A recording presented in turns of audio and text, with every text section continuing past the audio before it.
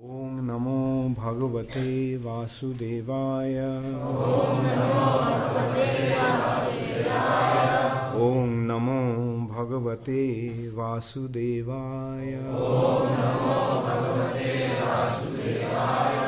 Om Namo Bhagavate Vasudevaya. Narayanam Namaskritya Naram Chaiva Narottamam Devim Sarasatim Vyasam Tato Jayamudiraye Nashtaprayeshu Abhadreshu Nityam Bhagavata Sevaya Bhagavati Uttama Shloke Bhaktir Bhavati Naishtiki.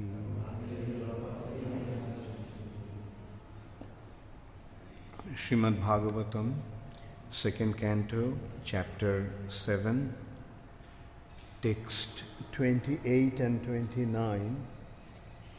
28 doesn't have a purport, so we'll just read through that verse and we'll recite and discuss the text 29 after that. Jad vai vraje vrajaposhun vishatoya pitan palangsta jivayad anugraha drishti brishta tuchad dayeti visha virja bilola jubham uccataisha duragang biharan radinnam. Then also when the cowherd boys and their animals drank the poisoned water of the river Jamuna, and after the Lord in his childhood revived them by his merciful glance, just to purify the water of the river Jamuna, he jumped into it as if playing and chastising the venomous Kaliya snake, which was lurking there, its tongue emitting waves of poison.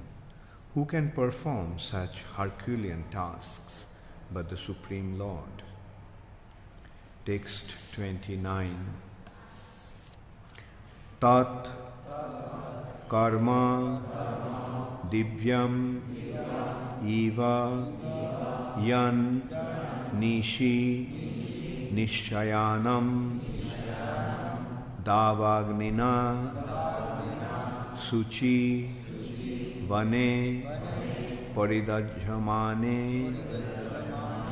unneṣyati vrajam ataḥ vasitānta-kālaṁ netre pidhāpya sabalo anadhigamya-vīryaḥ tatkarma divyam ivajan niśi niḥśayānaṁ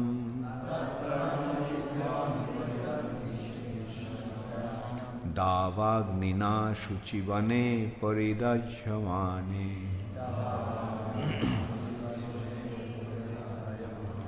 Unneṣyati vrajamato vasitānta-kālaṁ netre pidhāpya sabalo nadhigamya-vīryaḥ.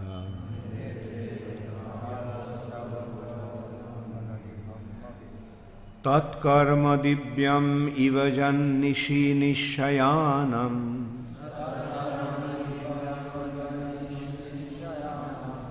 dāvāgninā śuci-vane paridahyamāne.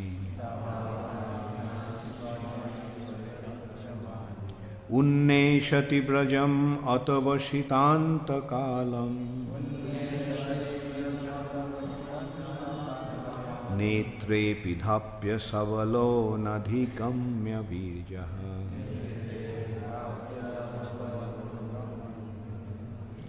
Tatkarma divyam ivajan niśi niḥśayānaṁ dāvā-agninā śuci-vane paridahyamāne.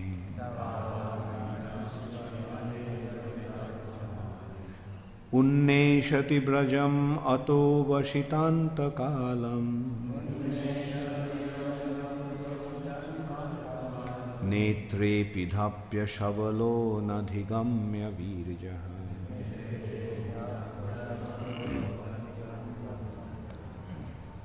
Thought that karma, activity, divyam, superhuman, eva, like, yat, which, niśi, at night, niḥśayānaṁ, sleeping carefreely, dāvā-agninā, by the glare of the forest fire, śuci-vane, in the dry forest, paridahyamāne, being set ablaze,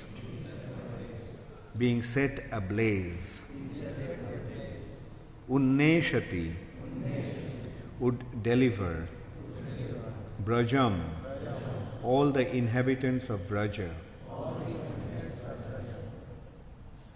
ataḥ, hence, avasita, surely, anta-kālam, last moments of life, netre, on the eyes, pidhāpya, simply by closing, sa-balaḥ, along with Baladeva, anadhigamya, unfathomable, Vraja, prowess. Translation by His Divine Grace, Srila Prabhupada. Okay, we'll read the translation of both the verses now. Text 28. Then also, when the cowherd boys and the animals drank the poisoned water of the river Jamuna, and after the Lord in His childhood revived them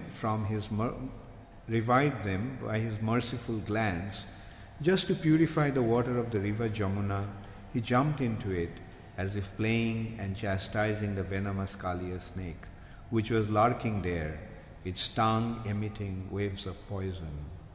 Who can perform such Herculean tasks but the Supreme Lord? On the very night of the day of the chastisement of Kaliya snake, when the inhabitants of Brajabhumi were sleeping carefreely, there was a forest fire ablaze due to dry leaves, and it appeared that all the inhabitants were sure to meet their death. But the Lord, along with Balaram, saved them simply by closing His eyes. Such are the superhuman activities of the Lord. Please repeat after me. On the very night of the day of the chastisement of Kaliya snake, when the inhabitants of Brajabhumi were sleeping carefreely, there was a forest fire ablaze due to dry leaves, and it appeared that all the inhabitants were sure to meet their death. But the Lord, along with Baladeva, saved them simply by closing His eyes. Such are the superhuman activities of the Lord. Such are the superhuman activities of the Lord. Purport by Srila Prabhupada. Although in this verse the Lord's activity has been described as superhuman, it should be noted that the Lord's activities are always superhuman, and that distinguishes Him from the ordinary living being. uprooting a gigantic banyan tree or Arjuna tree and extinguishing a blazing forest fire simply by closing one's eyes are certainly impossible by any kind of human endeavor. But not only are these activities amazing to hear, but in fact all other activities of the Lord, whatever He may do, are all superhuman, as confirmed in the Bhagavad Gita 4:9. Whoever knows the superhuman activities of the Lord due to their very transcendental nature becomes eligible to enter the kingdom of Krishna, and as such, after quitting this present material body, the knower of the transcendental activities of the Lord goes back home, back to Godhead. Tat karma divyam ivajan niśi niḥśayānaṁ dāvā-agninā śuci-vane paridahyamāne unneṣyati vrajam vasitānta-kālaṁ netre pidhāpya sabalo nadhigamya-vīryaḥ. On the very night of the day of the chastisement of the Kaliya snake, when the inhabitants of Vrajabhumi were sleeping carefreely, there was a forest fire ablaze due to dry leaves, and it appeared that all the inhabitants were sure to meet their death. But the Lord, along with Balaram, saved them simply by closing His eyes. Such are the superhuman activities of the Lord. So, while describing scheduled incarnations of the Lord at different times in a day of Brahma, now the activities of the Supreme Personality of Godhead, who is the origin and the source of all incarnations, is being described. We notice that all other incarnations had been described by just one shloka. Practically all had been described with one shloka, some at the most with two shlokas. But Krishna's pastimes are being described in many shlokas. So this also indicates the importance of the Supreme Personality of Godhead. Let me see how many.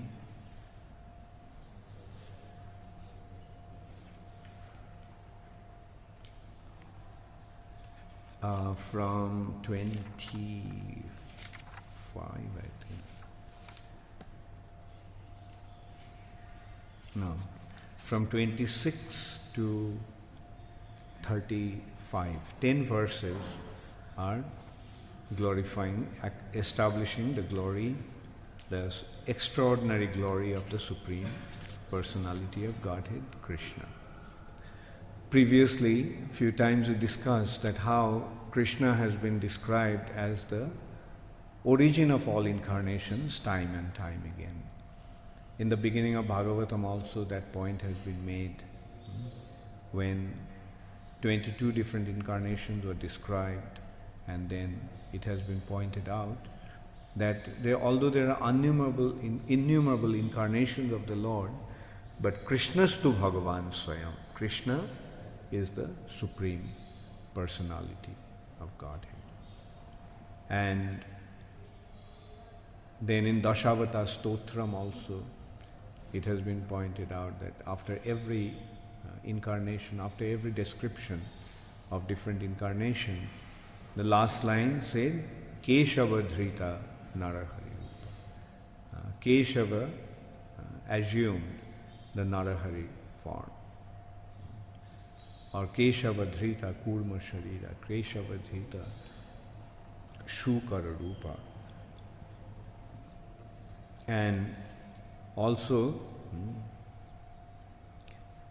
at the beginning of Brahma Samhita, it has been pointed out that Ishvara Parama Krishna Satchidananda Vigraha, that Supreme Personality of Godhead is Krishna.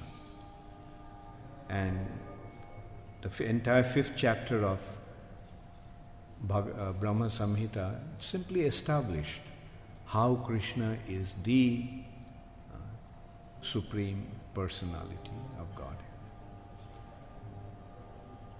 And in this chapter also the same point has been indicated, that Krishna is not just an incarnation, but Krishna is the Supreme Personality of Godhead. So in these two verses, 28 and 29, in 28, first it has been described how the Kaliya serpent created some great disturbance in Vrindavan, and then Krishna killed him. Subdued him. Krishna didn't kill Kaliya. Kaliya was a terrible snake. Actually, these are not just ordinary snakes, they are celestial snakes. They have their very special region, and they are very powerful individuals. They are not just ordinary snakes, but they are the original snakes. At the time of creation, when different Prajapatis were creating progeny, for example, from Kashyapa Muni came the first demigods in the womb of Aditi. He got married to different daughters of Daksha.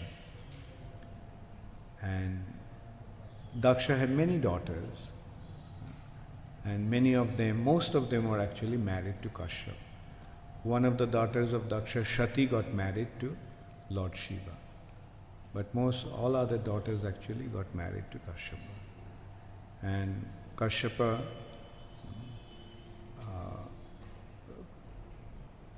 was one of the most eminent Prajapatis. From him, through the womb of, or through Aditi, the Adityas or the demigods were born.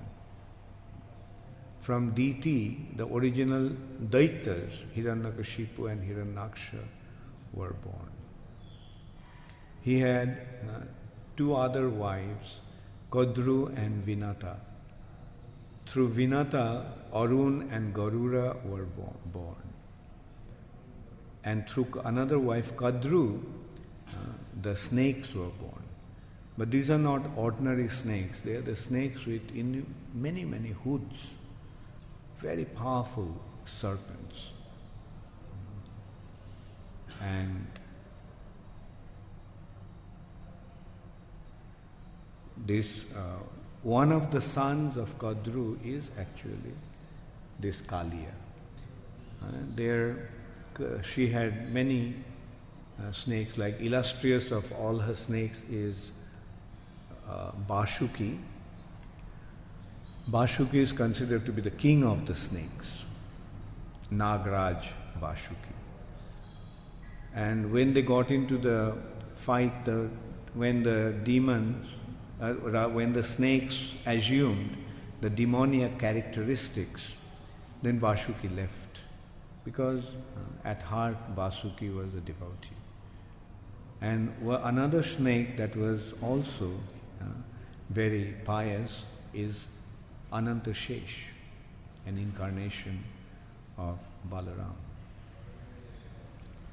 And Anantashesh went down to Patala Loka and by the instruction of the Lord held the planetary system on his head. And but due to some animosity,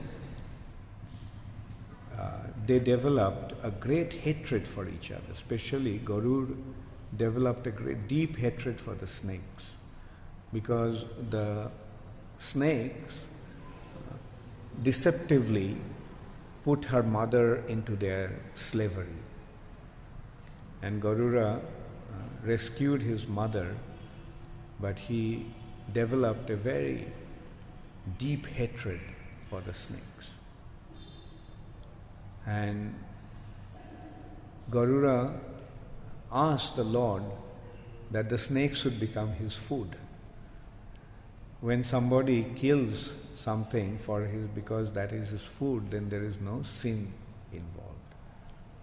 And Garuda just wanted to kill the snakes, and he asked that they would become his food. And in the meantime, Garuda had some disagreement with a sage called Saubhari Rishi. Saubhari Rishi cursed Garuda that he won't be able to come to Jamuna.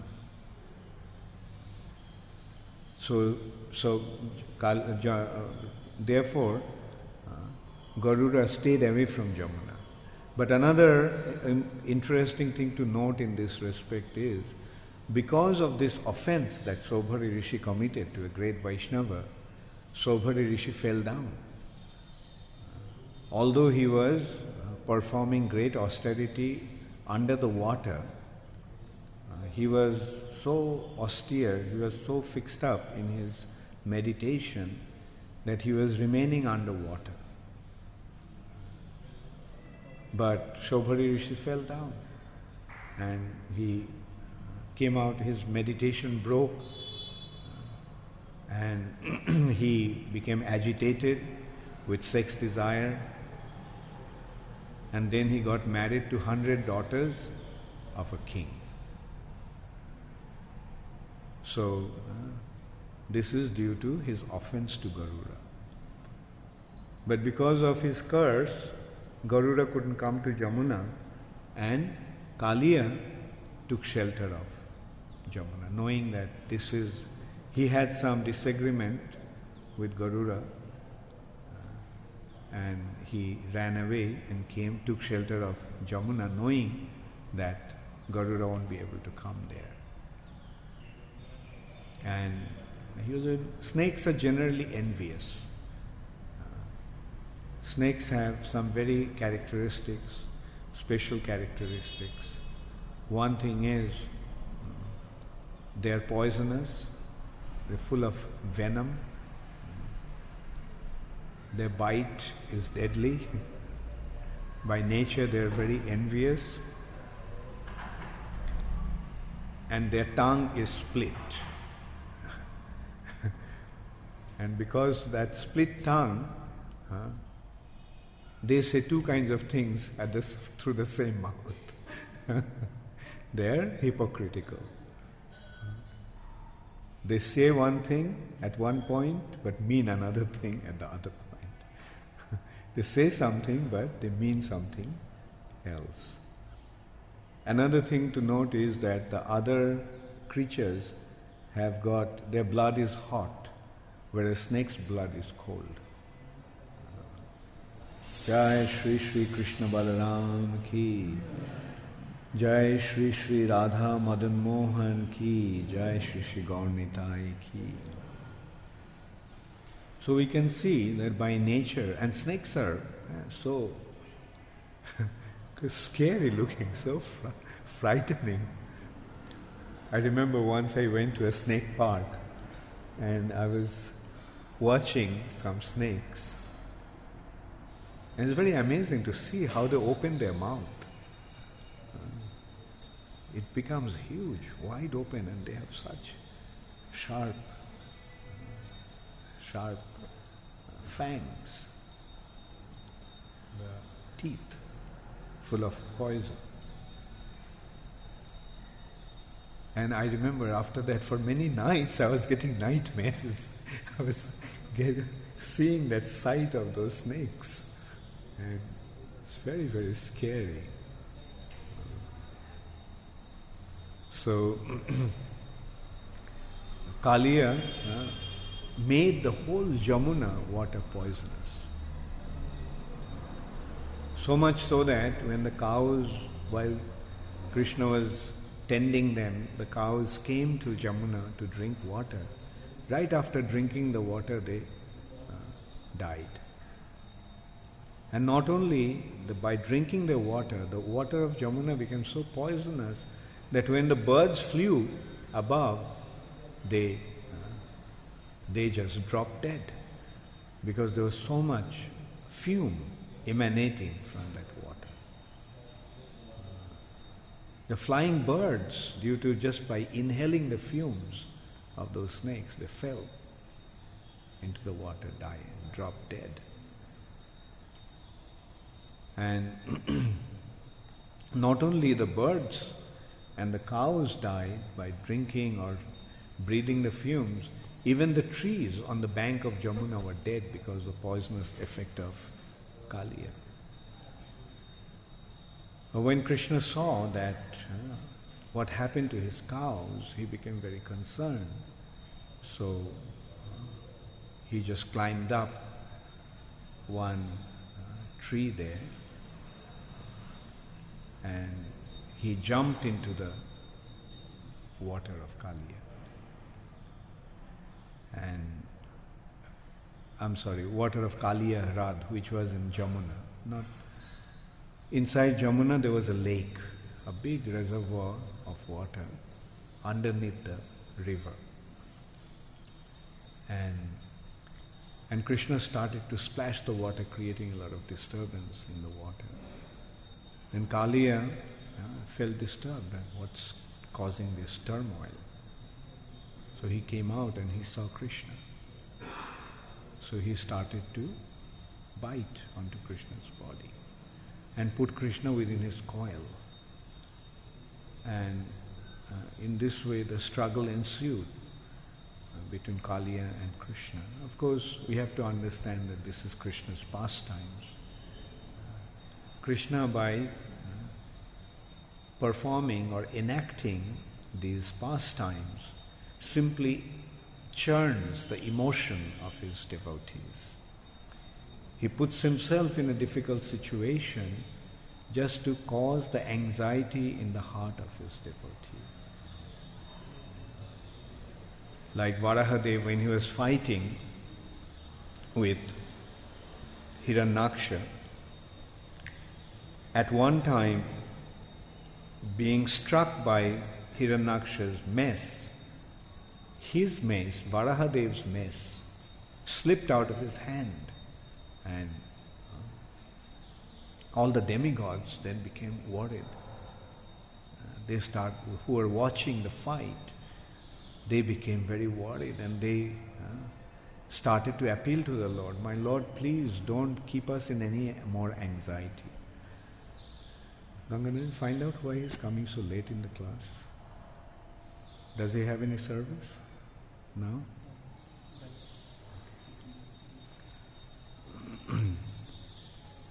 So, anyway, try to come in the class in time. Why come in the middle of the class?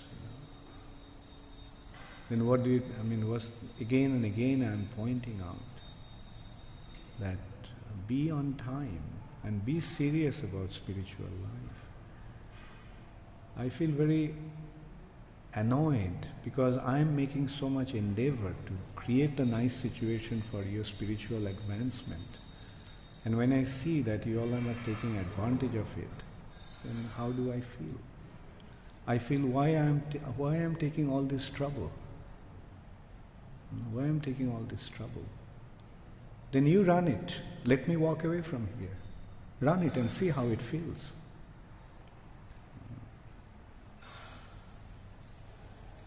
This is not a dharamshala. This is not a hotel. This is not a place just to eat and sleep. This is a place, this is an ashram, this is a temple, this is a place meant for spiritual advancement. If you don't want to take advantage of it, then get lost, go somewhere else. Not here. Don't waste your time, don't waste my endeavor. Time and time again I am giving this warning. Please respond to that, take it seriously.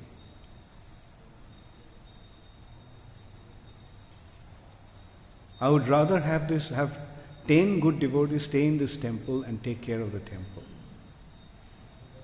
I don't need more than that many devotees. I don't need the number, I need the quality.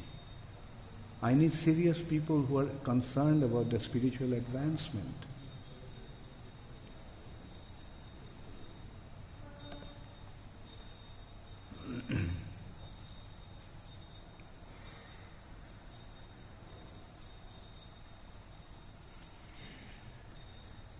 So then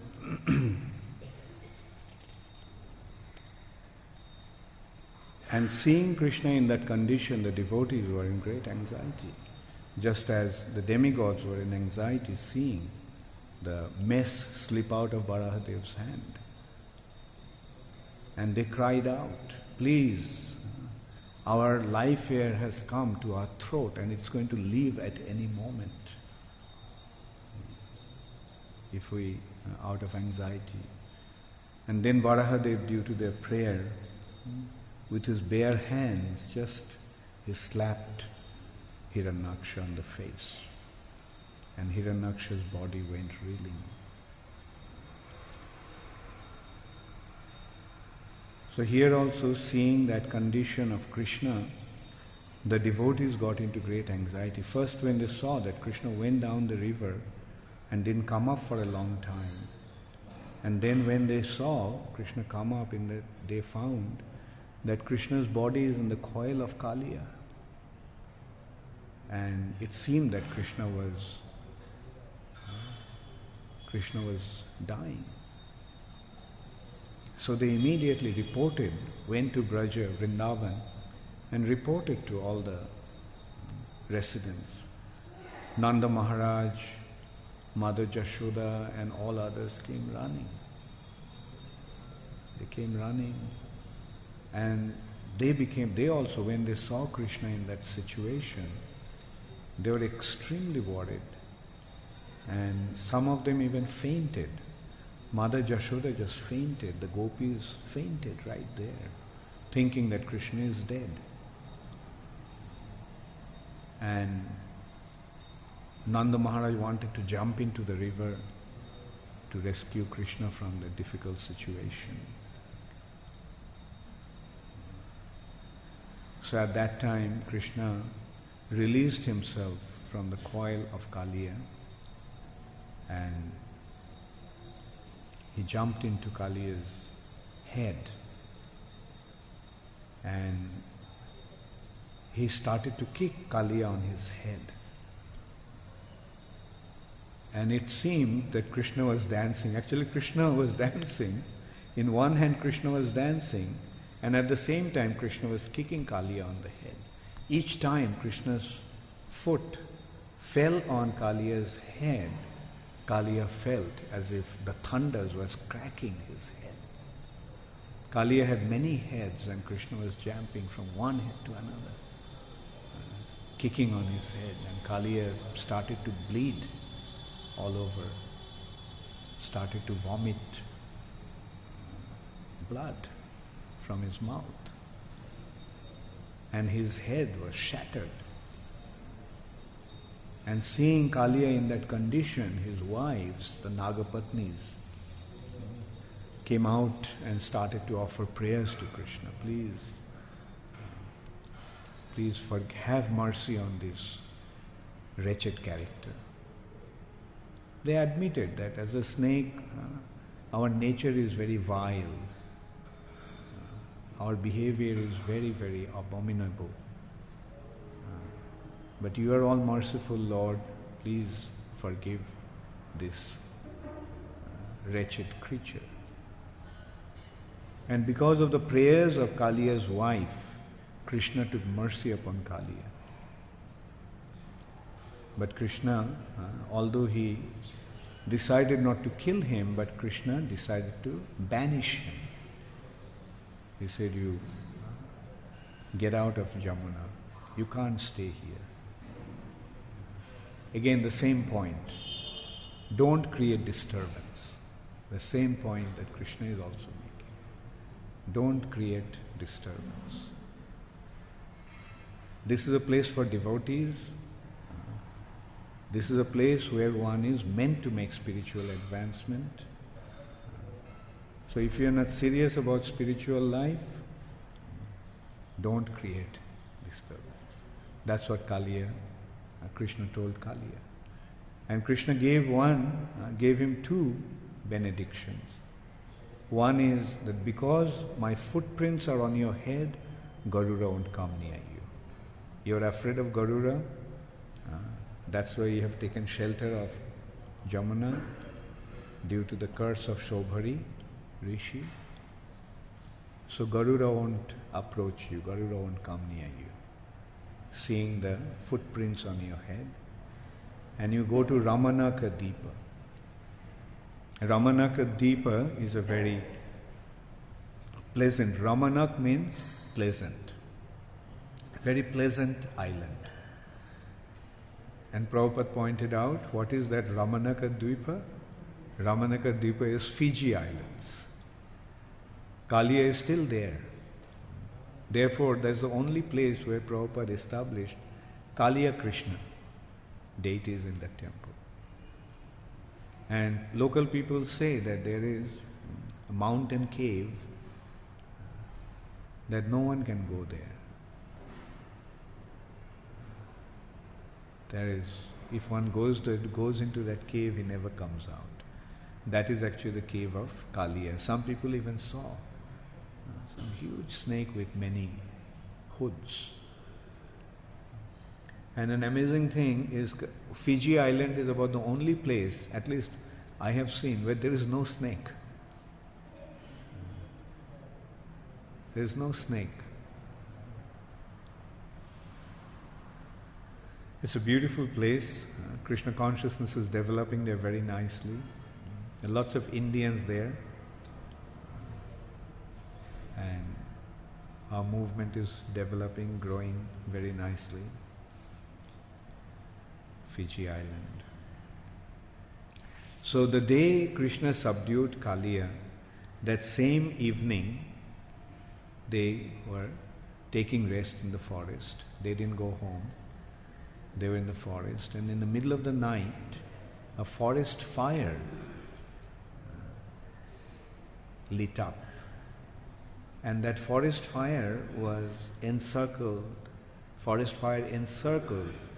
was a very strange looking fire. Generally, forest fire starts from one side and moves on with the wind. But this was a circular forest fire which actually engulfed the entire forest, and it was closing in where the devotees, the residents of Vraja, were sleeping. Prabhupada also mentioned they were sleeping carefreely, free from anxiety, free from fear, because they knew that Krishna was there. But then in the middle of the night they woke up, feeling the heat, and they found that there is a fire in all directions. There was no way they could escape that fire. And when they were crying out to Krishna, actually that is the characteristic of the residents of Vrindavan. They themselves would not try to protect themselves. They would simply call out to Krishna for help. In normal condition, what would happen? People would just try to get some water or somehow try to extinguish the fire, or they would try to do something to save themselves from the situation. And then when they would become completely undone, when they realize that they can't really save themselves, then people generally take shelter of Krishna. But the residents of Vrindavan, whenever there is any difficulty, they would just immediately take shelter of Krishna. Bakasura came, when they saw that this terrible bird, they just called out to Krishna. Then Dhenukasura came, then Aghasura, then Keshi.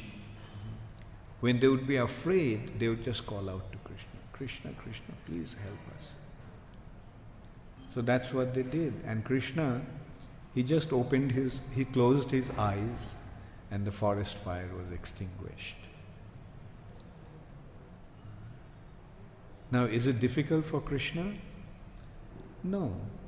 Krishna, just by his glance, not even Krishna himself, Krishna's expansions. Mahavishnu. Just by his glance, he makes the entire creation to become manifest. In Bible also it says, God said, which means Krishna said, let there be light, and there was light. So the personality who can create the universe, who can make light appear just by his will and his glance, what's so difficult for him to just extinguish a forest fire just by closing his eyes? Now, why closing his eyes? Because eyes and fire have some connection. Different elements, different objects of the senses interact with different senses. And as a result of that, or rather different elements interact with the objects of senses, and as a result of that, the objects of the senses are created. Like air interacts with skin, touch is produced. Ether interacts with ears, sound is produced. Water interacts with tongue, taste is produced. And fire interacts with, what does fire interact with? Fire interacts with eyes, and form is produced. So that is the link between fire and eyes. So there was the forest fire, and Krishna just closed his eyes, and the forest fire was extinguished. So at the purport, Prabhupada is pointing out that only the Supreme Personality of Godhead can perform such an act. And in Bhagavad Gita also Krishna is reminding us that janma karma chame divyam evam javetti tattvataha. My birth and my activities are divyam. Divyam means divine or transcendental or extraordinary, superhuman. Our activities are ordinary. We are ordinary living entities, and our activities are ordinary. And if we can do something little extra than ordinary, then it becomes extraordinary. Like generally, say people can lift, say, 100 kilos of weight. But if somebody lifts 110 kilos, then he becomes world champion, biggest weightlifter. It's something like, generally an ant carries a little grain. The ant's ability is to carry 1 grain of sugar. But if some ant lifts something little bigger than a grain of sugar, then all the other ants will clap and say, what an achievement, what a performance. But Krishna, his activities are divyam. It's impossible for anybody to perform. Like when he lifts a whole mountain. And not only he lifts it, he holds it for 7 days. And not only he lifts it with his left hand. And not only left hand, the little finger of his left hand. And just balances it for 7 days right there. One devotee, he was not a devotee at that time, but he was an admirer of appreciating Srila Prabhupada in Bombay. So he used to be very fond of one so-called Bhagavan. There are some Bhagavans in India, even now. So, so Prabhupada, when he told Prabhupada about him, Prabhupada's point was that if he claims then that he is Bhagavan, then let him perform such superhuman activity, extraordinary activity that Krishna did. And Prabhupada said, I send a challenge to your so-called Bhagavan. And he said that Krishna lifted Govardhan hill with his left hand and held it for 7 days. And so my challenge is, tell your Bhagavan to lift that table with one hand and hold it for 7 minutes. So he went back and told him that Swamiji sent you a challenge, that Krishna lifted Govardhan hill and held it for 7 days with his little finger of left hand. So you lift this table with your little finger and hold it for 7 minutes. So his response was, how is it possible? And since then that person didn't go to him again. And that person is Nathji Desai, Srinathji Prabhu from Bombay. He came here a few days back. He is a very prominent industrialist in Bombay. So this is how Krishna's Janma Karma Chame Divyam. In Bhagavad Gita, similarly Krishna pointed out that his birth and his activities are divine. And evam javetti tattvataha, when one gets to know that in truth, factually, in reality, then takta deham punarjanma naiti mameti swarjuna. When he leaves his body, he doesn't come back again to take another birth. That means just by recognizing, just by understanding the divinity of Krishna's birth and Krishna's activities, we become free from the cycle of birth and death.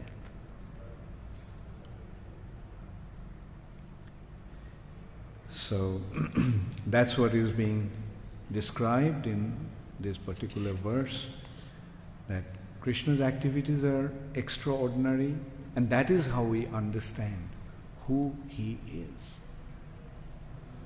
It is not that we are claiming that Krishna is God because we are his followers. Not that we are claiming Krishna as God because of some sentimental attachment. But we recognize him as the Supreme Personality of Godhead because his activities are so extraordinary. And mind you, Krishna performs his apparently extraordinary activities so that at least we can understand. When we say Mahavishnu by his glance produces or creates the universe or entire creation, we cannot really fathom it, we cannot really grasp it. But at least we can grasp when Krishna lifts the Govardhan hill and holds it for 7 days on the tip of his little finger. Now compared to creating an universe, creating the entire material creation through his glance and creating innumerable universes through his breathing is practically inconceivable. But eating the forest fire, we can relate to that. Extinguishing the forest fire just by closing his eyes, we can relate to that. And this is how at least Krishna becomes conceivable. That is what Krishna's pastimes are meant for, so that we can understand his extraordinary nature and extraordinary characteristics.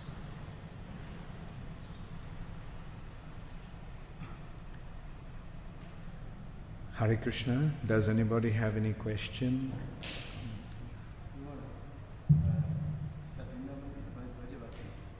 Whenever they were in great difficulties, so although they did not know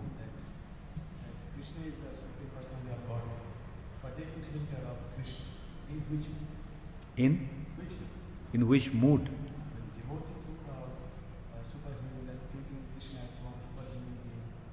Who are the Brajavashis? Are they devotees or? So, then in which mood they took shelter of Krishna? In which mood does a devotee take shelter of the Supreme Personality of Godhead? Yes, they saw that Krishna's activities are wonderful, and they saw time and time again Krishna saved them. Therefore they accepted Krishna as their only shelter. Both are there, like they are appreciating Krishna's inconceivable ability, but they are taking shelter naturally, as a devotee takes shelter of the Supreme Personality of Godhead.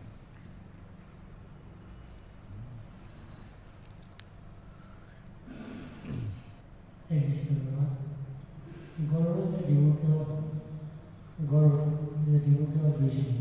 Why he eats them? Not that all are vegetarians, all the devotees. It's according to their nature.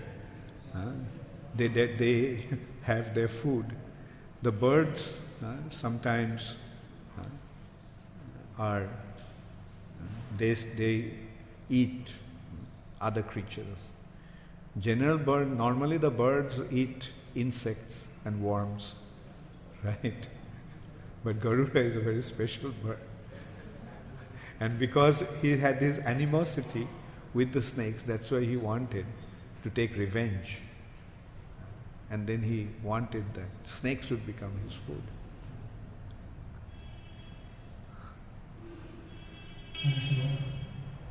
When the plant, the place in the forest, so Krishna, when the plant, Fire. dāvā-agninā in the forest, then Krishna told his friend to close with their eyes. And that is another one. At that time, Krishna ate the fire. There are two incidences of forest fire in Vrindavan. Once when they were tending the cows, then a demon came in the form of a forest fire to kill Krishna along with his cowherd boys.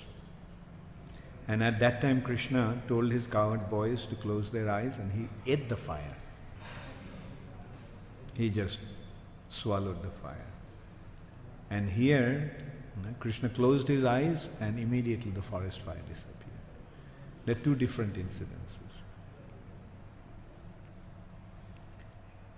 Yes? Maharaj mentioned two incidents here. The one where the demigods prayed to Lord Vraja to stop their anxiety because their breath was in their throat. They were about to die. They were praying for their own sake because their life would come to an end instead of for the Lord's safety because he was seemingly losing the battle. The other instance you mentioned was the Brajavasis prayed to Krishna to save their lives. One time when I was in some really dangerous situation, I called out to Krishna, but I'm afraid that in that sense I called out to Krishna to save my life, to save my body, instead of to save my soul. Was that a bad thing, a bad motive? Well, just taking shelter of Krishna itself is all auspicious. You may pray to Krishna for saving your body, but just in case your body is not saved, right? That means that is the moment of death. Now if one remembers Krishna at the time of death, he will be delivered. Right? So either way, it's going to have its benefit. In this respect, I just remembered one incident with Srila Prabhupada. When the Japanese were supposed to be bombing Calcutta, everyone was fleeing from the city. But Prabhupada did not run away. Prabhupada decided to do kirtan. He took the mridanga and kartal. He took the mridanga and one devotee with kartal and did the harinam. And Prabhupada's point was that since I'm chanting Hare Krishna, Krishna will protect me. And if Krishna doesn't protect me, if I die chanting the Hare Krishna mantra, then I'll go back to Godhead. So what's the loss? Either I'll be saved, or I'll go back to Godhead. Right? So. Yeah, sure. I mean, I can think of a few incidences. Like, once one girl was distributing books and once somebody attacked her and she was just cornered. Like she didn't have any other place to go. She kind of didn't have any place to run away. Like she was running, but then she came to a situation probably where she couldn't go anywhere. And at that time, she just called out to Niśi. Loudly she called out to Niśi. And something happened to that man. He just turned around and went away. Although all this while she was chasing her. He was chasing her. That's one instance. Another instance was in Germany. The devotees were doing Harinam. And in a not so nice place, in a nightclub area of Hamburg city, at night, and one big man, a giant practically, came to attack them.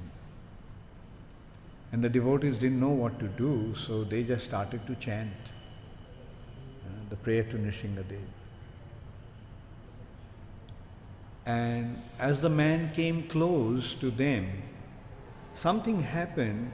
His body was flung in the air and he fell flat on the ground, unconscious. And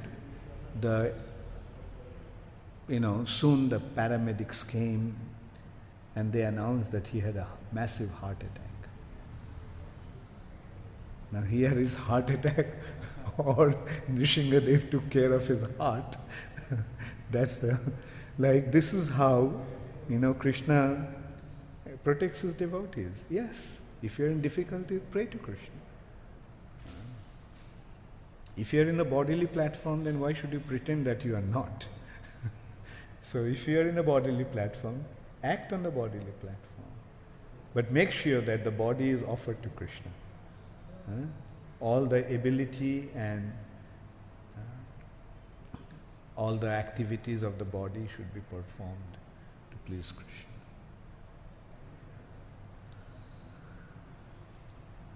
Yes, Sita. Kaliya, Arista, and Keshi are actually active up there. Yeah. Time and time again. That's Kaliya, or that's someone who takes in the form of Kaliya? Well, we have to understand that it is the personality of Kaliya, because they are there. Just by being, we have to understand that these personalities act in Krishna's pastimes in a certain way, but they are not actually inimical towards Krishna as such. They're Krishna's pets. That's one way of looking at it. The other way is, by being delivered by Krishna, they got their position in the spiritual sky.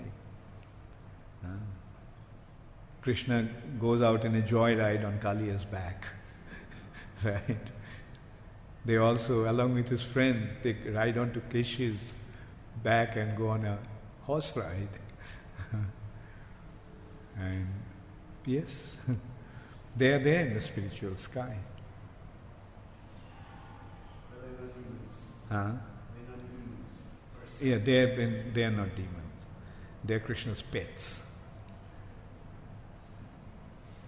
There's one wonderful instance where actually, when Krishna, all the gopas and all the elder gopis are all lying in a dead faint, and Krishna picks up all the gopis and dances with them. On the heads has rasa on the heads of Kaliya separate. It's very amazing. Yeah, right. That's in Brihad Bhagavatam Gita? Yeah, okay. Actually, all the elders are lying in a faint, and then Krishna, because they're swimming into the Jamuna to save Krishna, the gopas.